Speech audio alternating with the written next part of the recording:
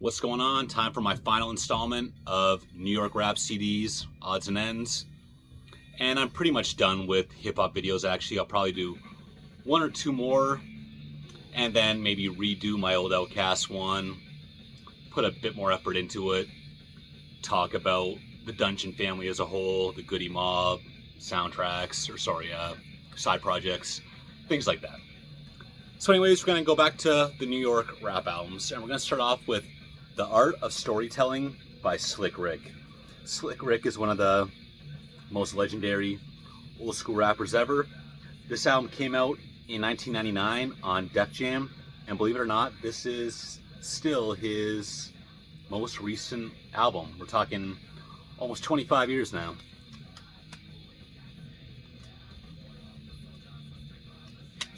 Solid album here, not every track, but you got Street Talking with Outkast, me and Nas Bring It to Your Hardest with Nas. It ends off with some classic songs like We Turn It On, La Di Da, and The Show. These are live tracks with Dougie Fresh. Good stuff. And Slick Rick's still alive, isn't he? I think he had some legal problems. I think there was a time where, he is British born, and I think he couldn't get back into the U.S. I'm not sure where he lives now. Noreaga, or nowadays known as Nori, even actually as back as this album and before. This is 2002, Def Jam, and I was not into this album. Yeah, I wasn't into it at all. The first Noreaga album was my favorite one, the one with the Super Thug. That one really brings me back because that, same as Slick Rick. This was kind of the period where I was getting into rap music. Started off as a rock fan, became a hip hop fan maybe 15, and but again, never stopped with the rock music. The War Report was the first album by Noreaga. Well, his group album. It was Nori and Capone, so it's called CNN. The War Report was the first album. That was a classic. But Capone went to jail, and when he came out, they released this one, The Reunion. And compared to something like God's Favorite, this is more what I'm talking about. Change is Gonna Come. That's a cover of that old soul song by Carl Thomas, but I like the version here. Phone Time's amazing. Queens, Bang Bang, Queen's Finest. It's definitely a front-loaded album, but overall, 4 out of 5. This was Tommy Boy in 2000. And I guess I didn't mention that Nori has gone on to have a radio show, a podcast? I've never listened, but a lot of interviews. He's pretty famous doing that, more so than he ever was at rapping, if you ask me. So now we're going to talk about Wyclef. Wyclef is Haitian born. I always thought of him as being from Brooklyn for some reason, but I guess, the Fugees were based out of New Jersey. We're just going to put it all together. The Score by the Fugees, that was, their second and final album. Huge album. I did have that. I never bought it. Just a friend of the family. They had that CD laying around in bad condition. They never listened to it, so I took it. But this was the first solo album by Wyclef. And how can I forget that?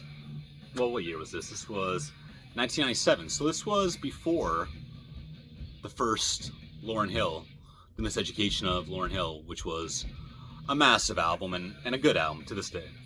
I remember I bought that for my sister for Christmas one year because she kind of wanted it, and I think I listened to it more than she ever did. For some reason, I always liked Wyclef. I always thought his solo albums were pretty good. This one, the first one, is probably the worst though. Gone Till November, that was the big hit on here, but I can't really think of any other songs that stick out. The one after that, I can't find it right now, but I definitely own it. It was called eclectic, and that was one of his better albums, and it was my favorite track on there. It was called Getaway with Earth, Wind & Fire. So let's move on to 2002, Masquerade. Not one of his best ones. Look at that, Pussycat featuring Tom Jones himself. This one here, Preacher's Son, 2003. This was the last Wyclef album I bought, and I definitely think it's his best, at least up until this point, because then I stopped paying attention. Celebrate with Patti LaBelle and Cassidy.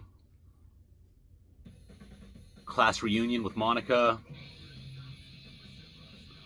And especially I Am Your Doctor with Wayne Wonder and Elephant Man. Those are the best tracks on here.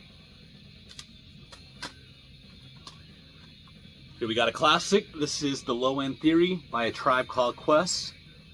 Tribe Called Quest, as much as they're considered one of the greatest hip-hop groups ever, it's never really been my thing.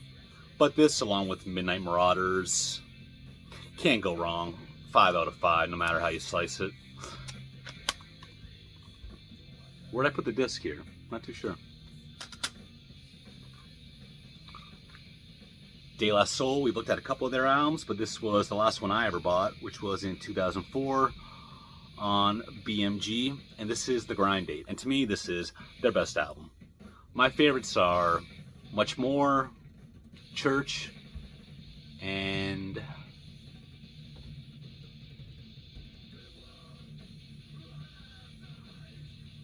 The Grind Date? There's one in particular that I really like, and I'm blanking on it. I always found this one a pretty cool booklet. It says The Grind Date, and it's kind of a calendar style insert.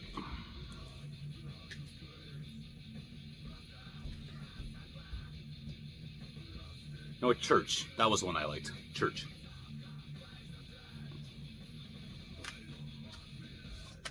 Okay.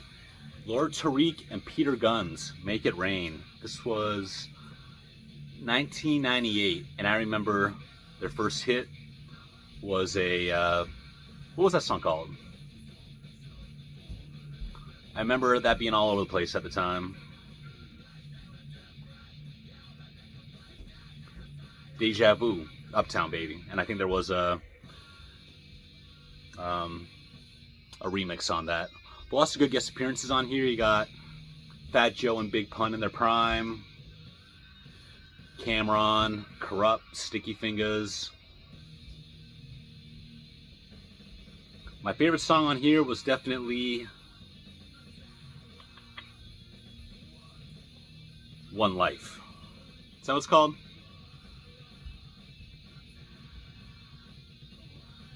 One Life to Live, number 5. That's the best one. So it seems like Peter Guns, he went on to be on one of those like, VH1, like Love and Hip Hop. I never watched any of that stuff, but you still hear his name pop up because of that. And I actually remember, why did I bring the CD out? Several years ago, I dusted this one off and gave it a listen. And it was because there was a book called, I think Sex, Money, Murder. It was about a drug gang in the Bronx in the 90s. It was a good book, and I feel these guys were mentioned in here. Same time, same place, or something like that. Finally, Sauce Money, Middle Finger You.